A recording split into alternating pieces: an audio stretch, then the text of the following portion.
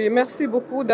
Pour commencer, je voudrais, au nom du président de la commission de l'UEMOA, déjà remercier les autorités sénégalaises pour avoir accepté la tenue de cette importante réunion au Sénégal et rappeler que la revue annuelle est une décision de la conférence des chefs d'État et de gouvernement qui a été adoptée en 2013 et l'exercice a commencé en 2014. En fait, il s'agit de passer en revue les textes communautaires qui ont été adoptés par la commission de l'UEMOA et de voir aussi l'évolution des projets et programmes qui ont été implémentés dans le cadre de processus d'intégration au sein de l'UEMOA.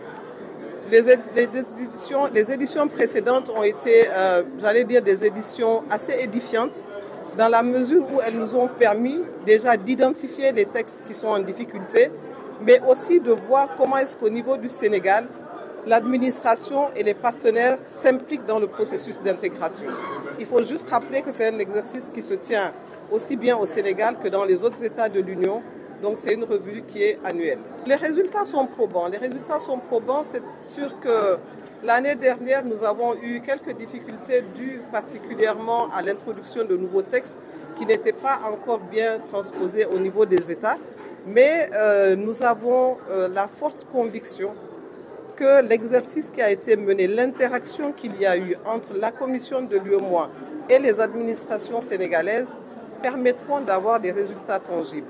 Il y a plusieurs textes qui ont été transposés au niveau du Sénégal, à peu près une dizaine de textes, et la conformité a été appréciée au niveau de la commission de l'UEMOA. De même pour les programmes et projets, nous avons eu de réels résultats dans le cadre du suivi donc, de ces projets et de ces programmes communautaires. Alors les projets qui ont été introduits sont du domaine de la santé, ce sont aussi des domaines dans le cadre de la gouvernance économique. Et le seul texte qui a été retiré, c'est le texte qui est relatif à la conférence donc, des architectes. C'est un texte qui a été complètement adopté, donc il n'était pas question il n'était pas utile qu'il soit repris au cours de cette année.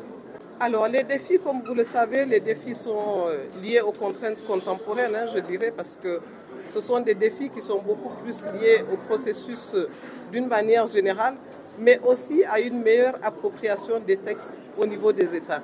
Et c'est la raison pour laquelle la Commission, dans son ensemble, continue d'accompagner les États par des formations, par des accompagnements de diverses natures pour favoriser donc l'implémentation de la culture de l'intégration au sein des États. Oui, les États respectent l'application des textes, même s'il y a des retards. Ce qu'il faut considérer, c'est plutôt le processus. C'est pour ça qu'on parle de processus d'intégration. Parce qu'aujourd'hui, nous nous sommes rendus compte que depuis 2013, où la revue a été instaurée, il y a un grand pas qui a été franchi. Nous étions à peu près à maximum 30% d'application des textes. Aujourd'hui, nous sommes à près de 80% et même plus dans certains pays.